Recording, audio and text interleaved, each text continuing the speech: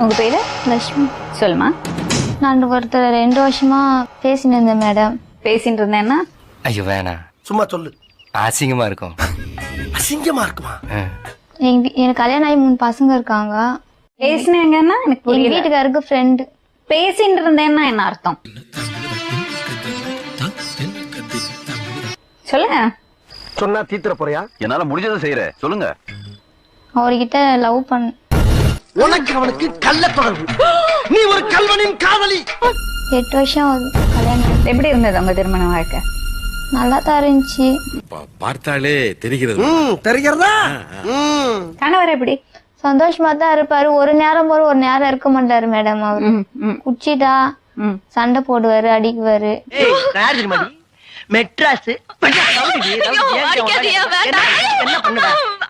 அந்த மாதிரிலாம் பண்ணின்னு என்ன ரொம்ப இதுவா இருந்துச்சு மேடம். அதனால தான் நான் இந்த எண்ணத்துக்கே போனேன்.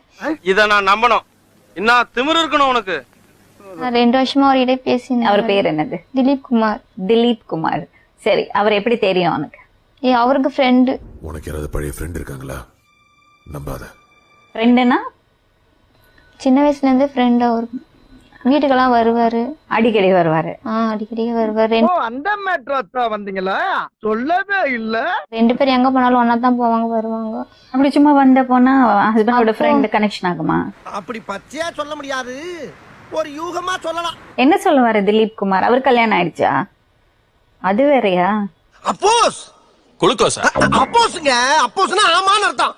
இப்ப என்னமா வேணும் உனக்கு? எங்க வீட்டுல ரொம்ப பிரச்சனை மேடம். நான் வந்துட்டேன் மேடம். திலீப் குமாரோட வந்துட்டியா? அப்ப அவரோட பொண்டாட்டி அவங்களும் இருக்காங்க. 2 பேரா மாமி? தப்பான ஆளை தேர்ந்தெடுத்துட்டு.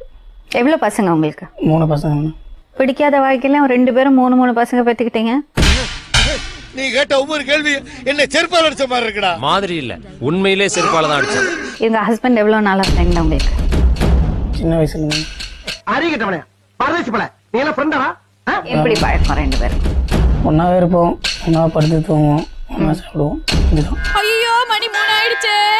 3 ஆனா என்ன? ஏன் புருஷன் வந்துடுவாரே. புருஷன் வந்துருவாரா? ஒரே தெருவில் இருக்கோம் 2 பேரும், ஒரே ஏரியால. எப்படி மனசு வந்து 2 வருஷமா அவங்க மனைவிட்ட அண்ணி ஸ்தானத்துல இருக்கிறவங்கள்ட்ட இப்படி பண்ண? அப்ப இவன் என் ஃப்ரெண்டோட புருஷன். அப்போ உங்க விருப்பம் என்னதோ? அவங்க வந்தாங்கன்னா அவங்கள வச்சு நான் வாழ மேடம். ஏண்டா டேய், அப்ப எல்லாரும் அவன் முண்டாட்டி வெளியே கூட்டிட்டு போறது ஆசைப்படுறது இல்ல, அடுத்து முன்னாடி தள்ளிட்டு போதா ட்ரை பண்ணிட்டு இருக்கீங்க. உங்க விருப்பம் என்ன? என்னால அவர் கூட வாழ முடியாது மேடம். யாரோட? எங்க வீட்டுக்காரரு கூட. கர்மம் ஊராடாது. இவன் முண்டாட்டி அவன் வச்சிருக்கேன்றியா, அவன் முண்டாட்டி இவன் வச்சிருக்கேன்றியா. அவர் கூட என்னால வாழவே முடியாது. அப்போ நான் அவர் கூட வாழ. நானும் எத்தனையோ பெண்களை பார்த்திருக்கேன்டா. ஆனா இப்படிப்பட்ட ஒரு குணவதிய, குடும்ப குத்துவிளக்க, மங்கையர் திலகத்தை, மாசற்ற மாணிக்கத்தை, ஒரு கற்பு கரசியை கண்ணால இது வரைக்கும் பார்த்ததுலடா. இங்கதான் பாக்குறேன். இப்ப என்னதான் முடிவுல இருக்கீங்க? என் பொண்டாட்டி வந்தா வாழலாம் பிள்ளைங்களுக்கோசரம் நினைச்சேன். இதுக்கப்புறம் முடிவே எடுக்க முடியல மேம்.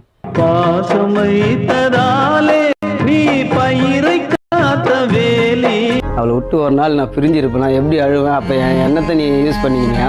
என் கோமாளி, அவன் எது வேணா பண்ண நான் நம்பிடுவான். பயிரை காத்த போதும் வீண் பழி சுமந்த நீதி வரும் கூட. ஒரு நாளும் எல்லாம் திட்டினாங்க, போனவ போயிட்டு போறா, வேற எது பண்ணு அழுவேன் மேடம். இந்த போட்டோ வச்சுன்னு வெளியே ரூம்ல போயிட்டு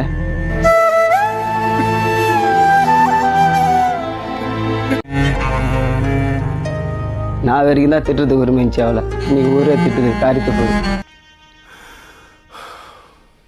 உங்க ஃப்ரெண்டு சொல்றீங்கல்ல, எப்படியாப்பட்டவர் அவரு?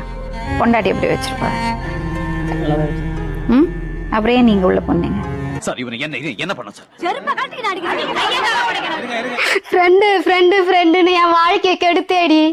நீ எல்லாம் ஒரு பொண்ணாடி. நீ கூட தான் 3 பிள்ளைய பெடுத்த. அப்ப இவன் என் ஃப்ரெண்டோட புருஷன். ஆதாரி சிரிக்கி என்ன பார்த்தா உனக்கு பாவமா இல்ல? ஃப்ரெண்டு நான் உனக்கு துரோகம் பண்ணியாடா? நீ எல்லாம் ஒரு ஆம்பளையாடா? இதுக்கெல்லாம் பேர் என்ன தெரியுமா? நீங்க சந்தோஷமா வெளியெல்லாம் போவீங்க வருவீங்க மேடம். அவர் வேற விதமா சொல்றாருமா? இல்ல மேடம், சந்தோஷமாவே இருக்கல சொல்றாரு. சந்தோஷமாவே இல்லையா? இன்னைக்கு நானும்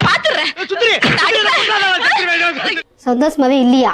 அடா பாவி, சந்தோஷமா இல்லையாடா உங்களோட நான் 3 பிள்ளைய பெத்தேன். இங்க ஒரு ரிச்சா மாதிரி இருக்கும் மேடம். அது ரிச்சால போய் இவன் உக்காந்து வழங்கி உக்காந்துக்கின்னு செல்ல நோண்டிக்கினே இப்படி பாத்துக்கின்னு சைட் அடிக்குதுங்க 2 பேரும்.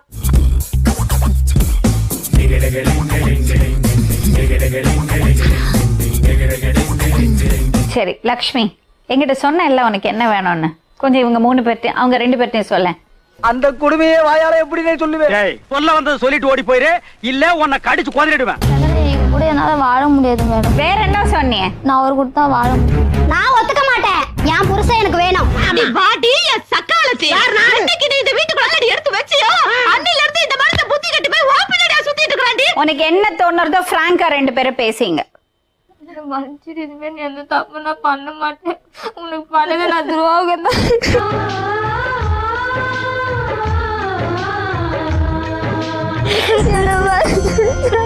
நான் அவனை நம்பிதான் வந்து அவனை எழுதி சிலுவைகளை நீ சுமந்து மாலைகள் எமக்கு சூட்டினாய். பயமே வந்து எல்லாரும் தப்பா பேசுவாங்களோ அவமானப்படுத்துவாங்களோ அந்த பயம்தான். சிறகடிக்கும் பறவைக்கெல்லாம் வானத்தை போல மாறினாய். வேதனையில இருக்காங்க, அவங்களை இன்னும் வேதனையில தள்ளாம நம்ம இதை பேசாம விட்டுடணும். தப்பு நடந்து போச்சு, நீ அதை உணர்ந்துகிட்ட. உன் புருஷன் நல்ல பையன், நல்லபடியா குடும்பம் பண்ணுங்க. நனைவதில்லை நெஞ்சில் பூமழை.